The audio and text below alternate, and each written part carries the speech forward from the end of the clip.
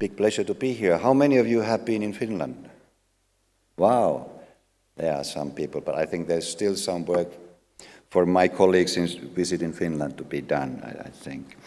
Okay, to start with, I think I can tell you a small story.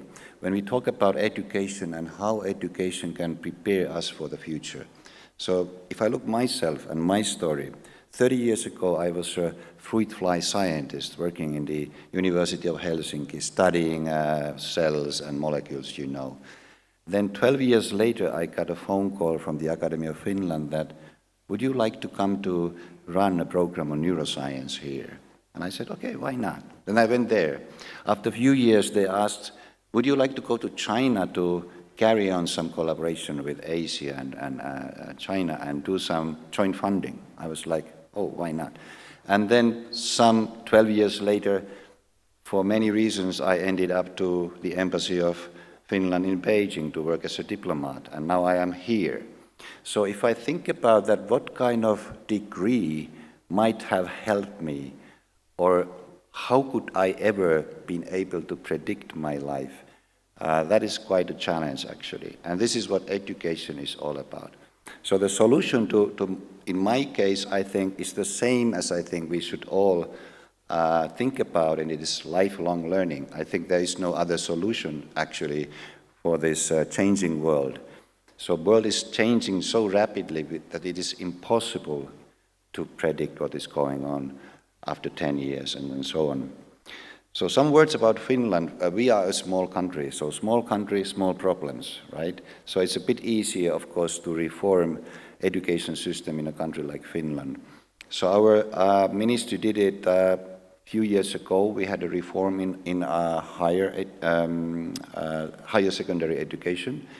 And the key there was to bring more flexibility to students' choices so that they are more free to take models here and there and then think about their own interests, where to go. And I think this is one solution, actually, but there are also risks. How do you support young people in their decisions when they should be able to foresee what is going to happen in their life, like after 10 years or 20 years? But anyway, I think this is the right way, right direction. But we need to be very careful how we construct this framework for these kids. In Finland, I would say few keywords that we are trying to apply in our education system. One is inclusion. And this is very important when we think about relevance of curriculum, and if we want to make global citizens, we need to have people from different areas, countries, religions, histories, to join and come together and to try together to see the future, where we are really going to. Then the second keyword is participation.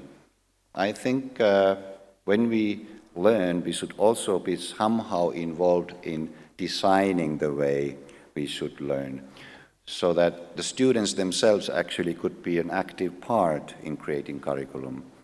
Not maybe the ones who drive it, but the ones who get important feedback that are we in right direction. Because I heard a story, I never validated this, I'm not sure if this is true, but it is said that Steve Jobs, when he was here and he was collecting Apple board, he liked to take people who have families, who have kids at home. Why? Because kids are so close to the future. They know what is taking place around, what is coming next. And this is very important for us as educators as well. I think we need to be hand in hand with our kids when we plan how to educate them.